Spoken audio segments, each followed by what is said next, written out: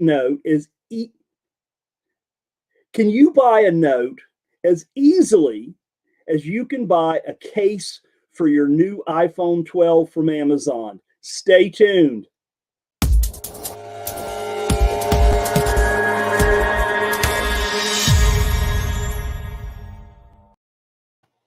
Hello, everyone. Joe Varnador here from Note School, and I want to welcome you to this week's episode of Note School TV. We have a special guest today, and we'll bring him on in just a minute. But we go live every Wednesday at 11:05 Central Time.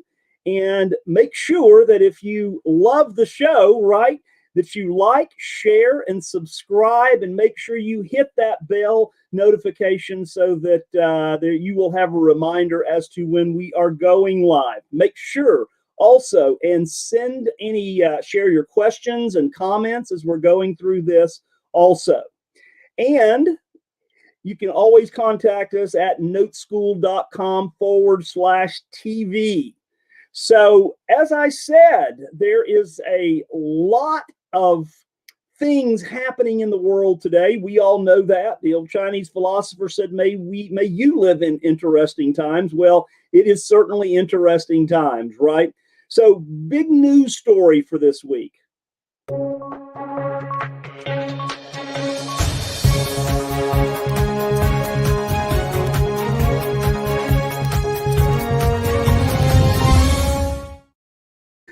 So, the big news story for this week, the government-sponsored entities, which are GSEs, we call them, which is Fannie, Freddie, Fannie Mae, Freddie Mac, and Ginnie Mae, have decided to extend the foreclosure moratorium from December 31st of 2020. They've extended it out to January 31st of 2020. And the story goes on to say that will affect about 28 million homeowners in the United States.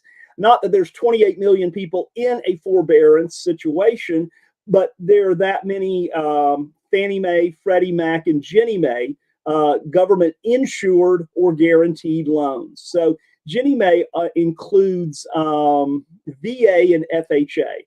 So that is a breath of fresh air for some of those guys as well. We know there's a lot of things going on, right? So with that, now understand that only applies to the Fannie, Freddie, and Ginnie loans. It does not apply to the other loans that are through regular conventional lenders and so on. So just a big piece of news there. And again, that is good news for a lot of folks there. All right. And stay tuned for more of that. We'll have our news flash every week as we go through this. So as I said, we do have a special guest today. And this gentleman, his name is Mr. Dave Staunton. And Dave comes to us. He is from the San Francisco Bay Area. Why don't you bring on Dave and let's talk just a few minutes. Hey, Joe, how you doing? Sir. So Dave is a retired police detective from the Bay Area, right? Correct. Yep. And if my memory serves me correct, you were when you retired, you were doing financial fraud and things like that, right? Yeah, that was in the financial crimes unit. I was actually the commander of financial crimes unit. Wow, that's a big job, dude. I didn't know you were the big wheel. It was a handful. Yeah, it was a handful. Yeah, I'm sure a lot of things. I'm sure you've got a lot of great stories to tell, right? Oh, yeah. One of these days we'll get to sit back down live in person again and share more of those stories, right? Dave? That would be nice. I'm looking forward to next year and looking forward to next year in Dallas to sit down and have breakfast with you or something. Absolutely. So, Dave, you when you came into Note School, you do a lot of other things, right? You have, I think you and I have talked about this, and you do defensive driving courses all over the United States, right?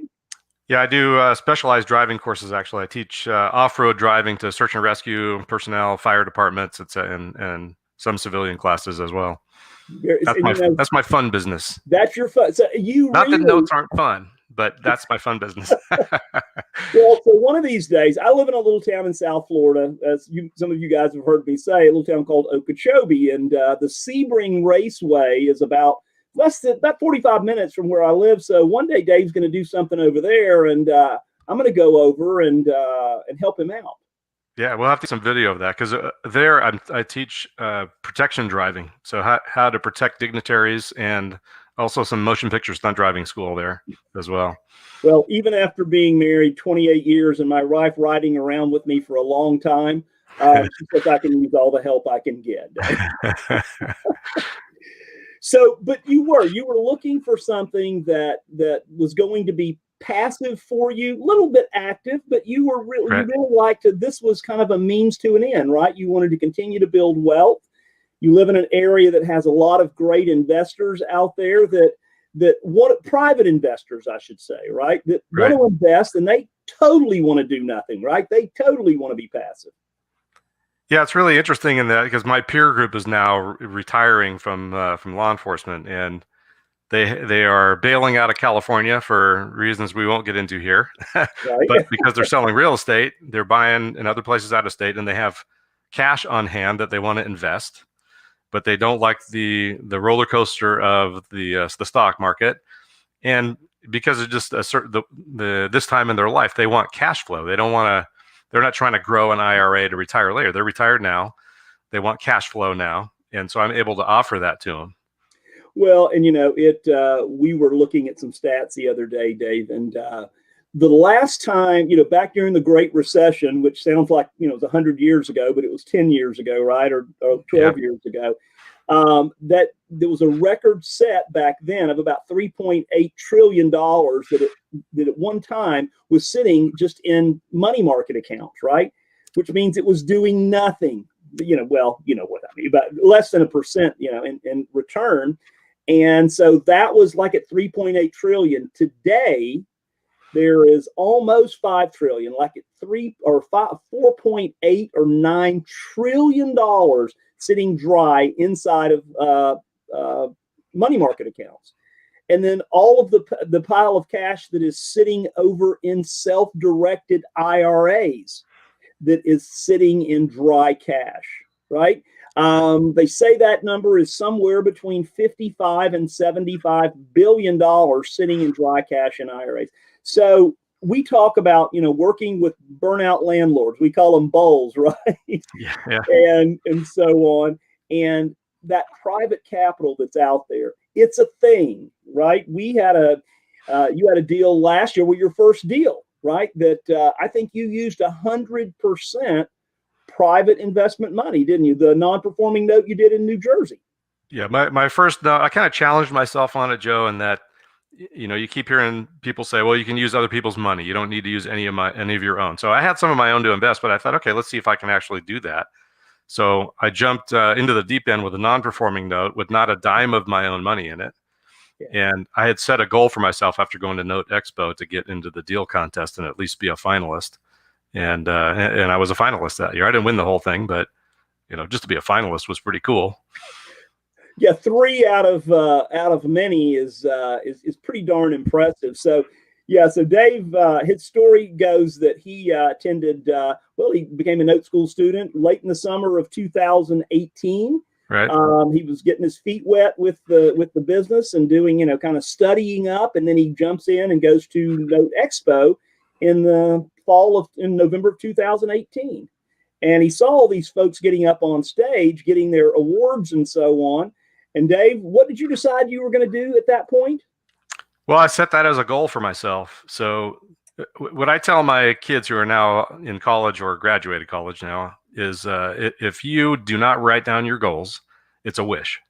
Yeah. So I created a mouse pad, and on the mouse pad, in fact, I have my mouse pad right here. So on my mouse pad, I wrote on the top of it, Note Expo, and I put on deal finalist. And I remember I showed that to you that day. You did. You absolutely did. It gave you goosebumps, I think. But that, I didn't know I'd make it, but I was going to give it my best shot. And so that was in what, 2018, November 2018, Dave Right. says, I'm going to be up on stage with a deal. He'd not done his first deal at that point. Right. November 2019, boom, you were there. And we had to go virtual with Note Expo this year, the appreciation event in Note Expo. But I still enjoyed it. It was good. I like it was in person better, but darn good, yeah. I was And you were a to finalist be again, right? I was, to be honest, my expectations were low for the virtual event, but man, I really had a good time and enjoyed it. Yeah. Well, you know what? It's what is the old saying? Always a bridesmaid, never a bride, right? So anyway, so let's talk a little bit, and we go back to the teaser that I gave at the beginning of this. So, can you really buy a great performing note from Notes Direct, which is our note platform, right? Right. As easily as you can buy a case for your cell phone from Amazon? And really, the answer to that, Dave, is, yes, right? Correct. Yeah. It's just like if you're going to buy a product on Amazon, you go look at all the reviews and then you talk to your friends and you Google it. It's kind of the same thing with a note. You're just doing underwriting, Right. and you're doing all the background work for it. And you actually, even this year, I learned, and I don't have his name in front of me, but there are people out there that'll help you with the underwriting if you need that. Right. And you just do your research on it.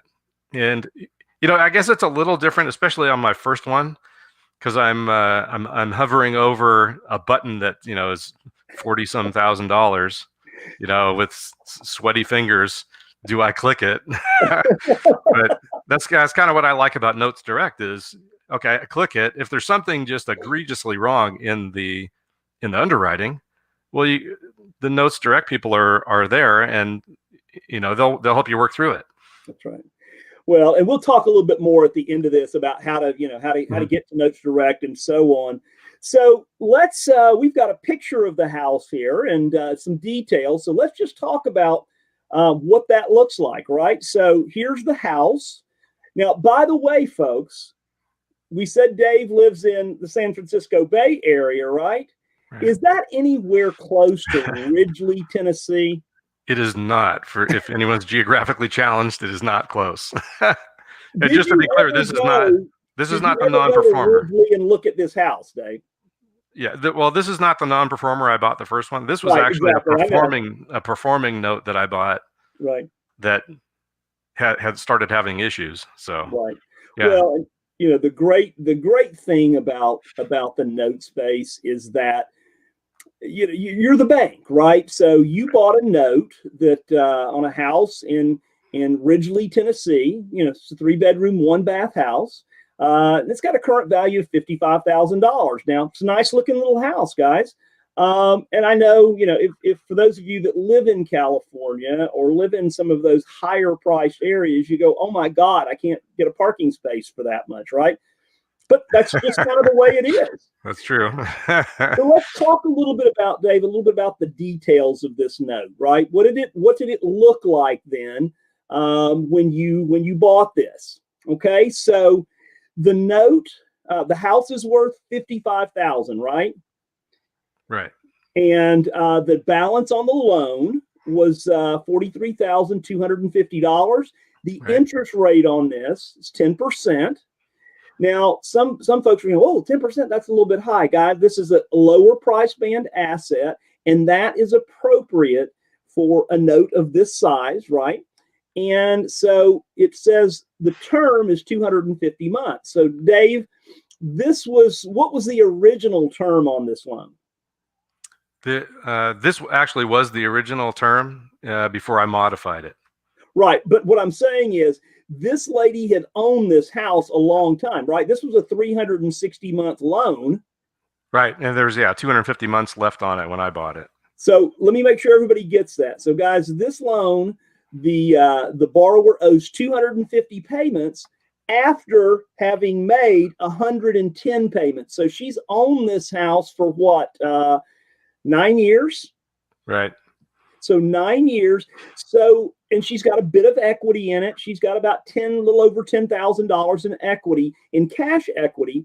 But here's the thing. She's got 9 years of emotional equity in this house, right? Yeah, and if you look So, at the picture, Joe, the picture on the first slide that you brought up, yep. that's one of the things that told me she's got emotional equity in it. Because if you look at that yard, it's nice. There's flowers on the mailbox. That's somebody that cares about their house. Isn't that something? I bought a note once in Memphis, and I didn't even go in. It was a performing note, and Dave, the yard was, and it was an older house, right? But the yard was immaculate. The hedge was totally trimmed. The sidewalks were totally edged, man. And I'm a little anal about my yard and stuff like that. And I go, look at that. I don't need to see anything else, right? Yeah. That's the emotional equity there. So you go through this, and we'll go back to the next screen there. And so the monthly payment is $412. So basically, Dave, what you're buying is you were buying the rights to receive the note, right? You're buying the rights to receive 250 payments at $412, right? And so and you bought this note, right, from Notes Direct. Notes was traded at a discount, folks. So Dave buys this note for $34,250, right? So he buys it at an $8,000 discount. So that makes I didn't figure what your yield on that is, but it's somewhere in the 12, 13% range, I would assume. Yeah, I don't have that in front of me, but I don't have it in front of me, but yeah. So it's up there. So then let's kind of look at some redeeming factors on this. So you buy this for $34,000. The balance is $43,250. So again, the borrower had paid 110 payments of $412, right? So there's 250 payments remaining. So you buy this, and did you buy this in your IRA, or did you just buy it outside of your IRA?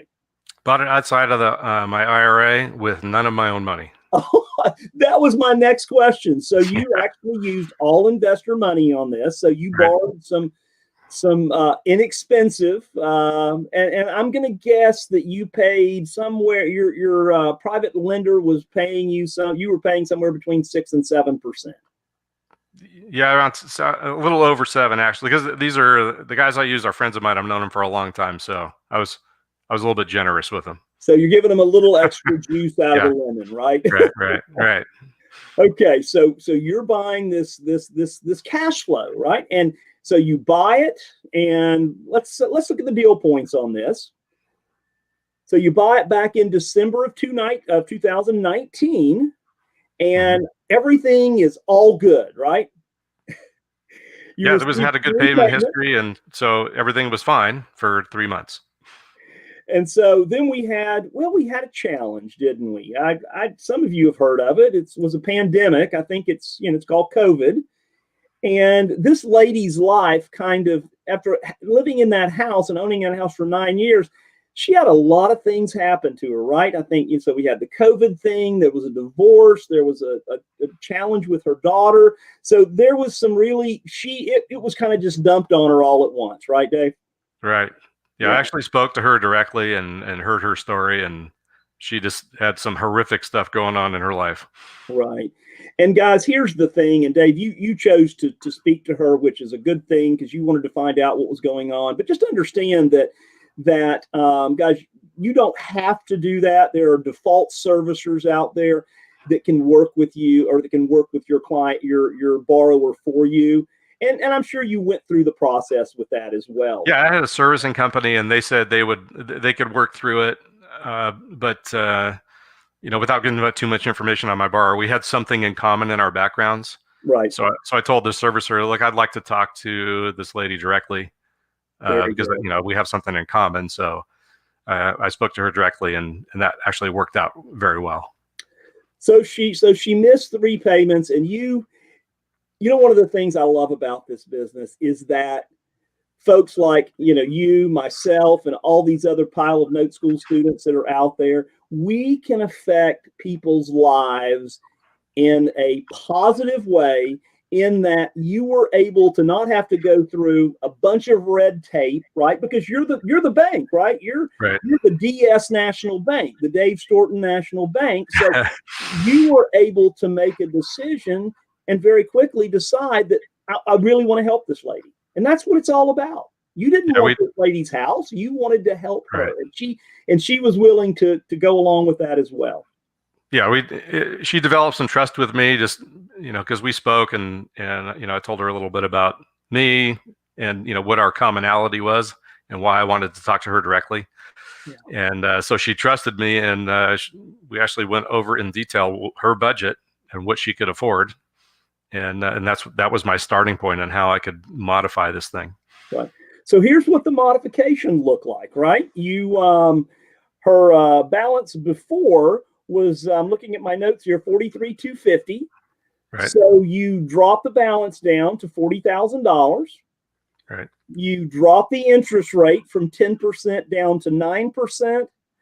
You extended the term a little bit, right? She had 250 payments remaining, so you just extended the term by 50 months. So it's $300 or 300 months, and then that dropped the payment, the monthly payment, about about $68 a month, which may not sound like a lot to a lot of folks, but it is, right?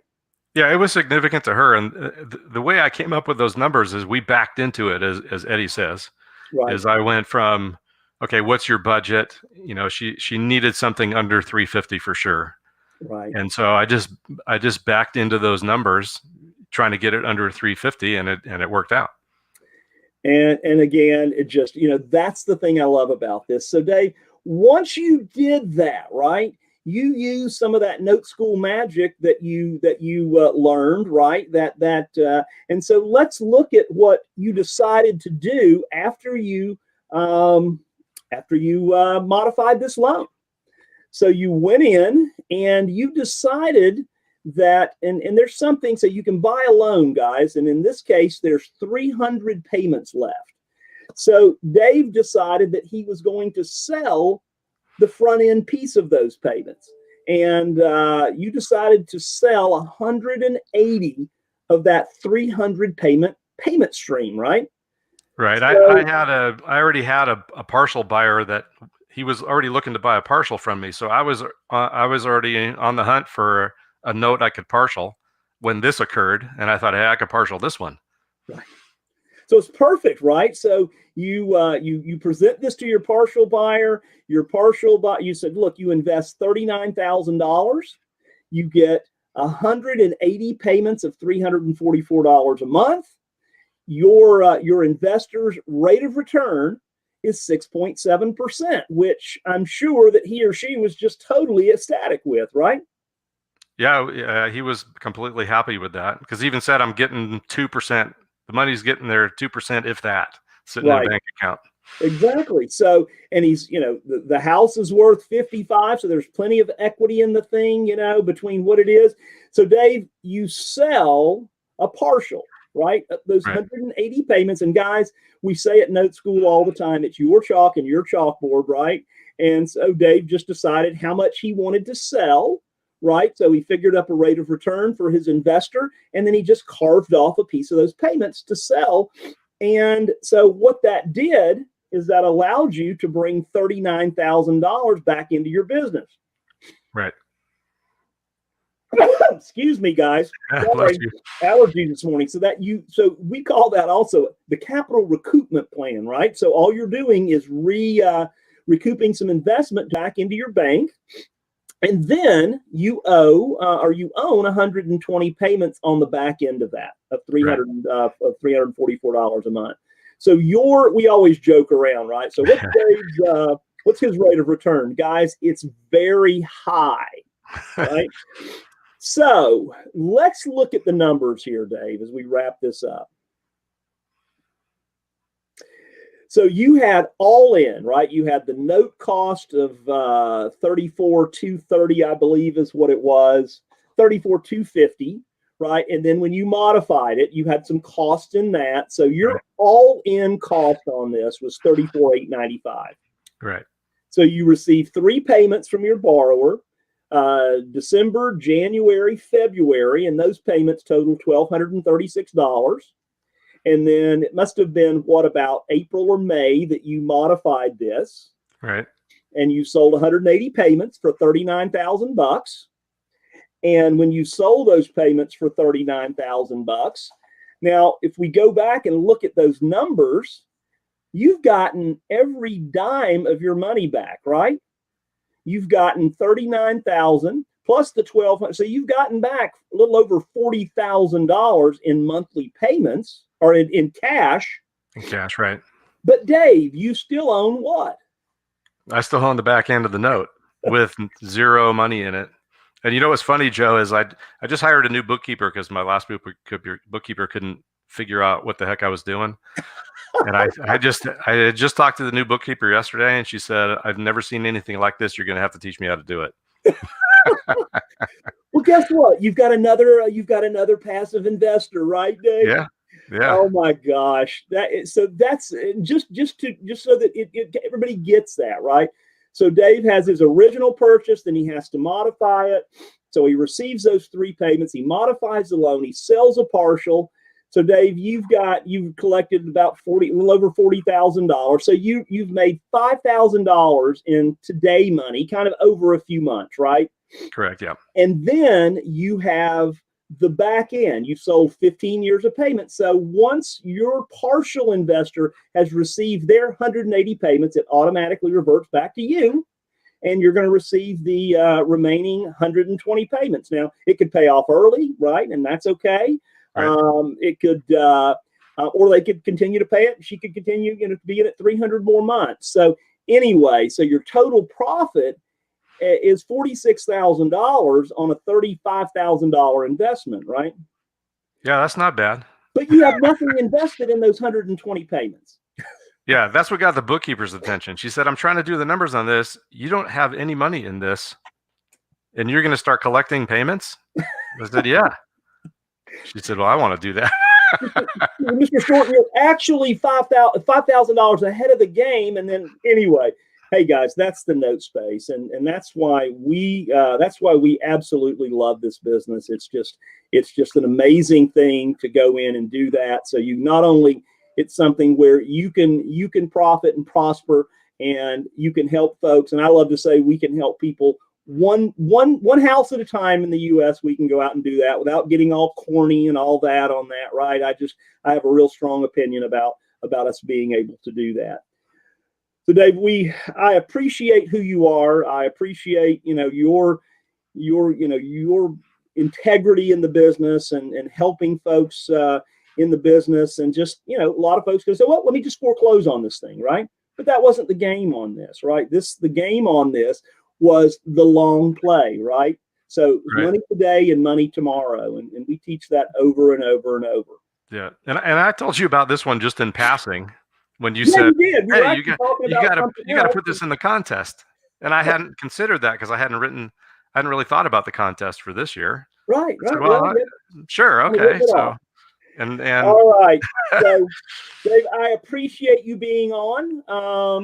And again, thanks so much. Happy holidays, and you too, Joe. Stick around. We'll talk after the show. So, guys, if you want to learn more about buying a note, you can certainly go to notesdirect.com, or you can check us out.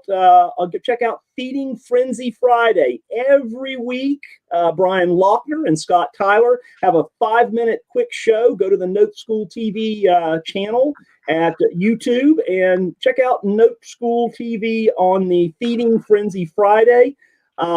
Great notes just like this that you can find on there, and you can make those your own. So guys, again, thanks so much. Do check out Feeding Frenzy Friday. Remember to subscribe to our YouTube channel. We go live every Wednesday at 11 a.m. Central Time. Remember to learn more about Note School and the Note Space. Go to noteschool.com/TV. And guys, have a great afternoon, and we will see you next week live at 11 a.m. on Note School TV. Have a great week.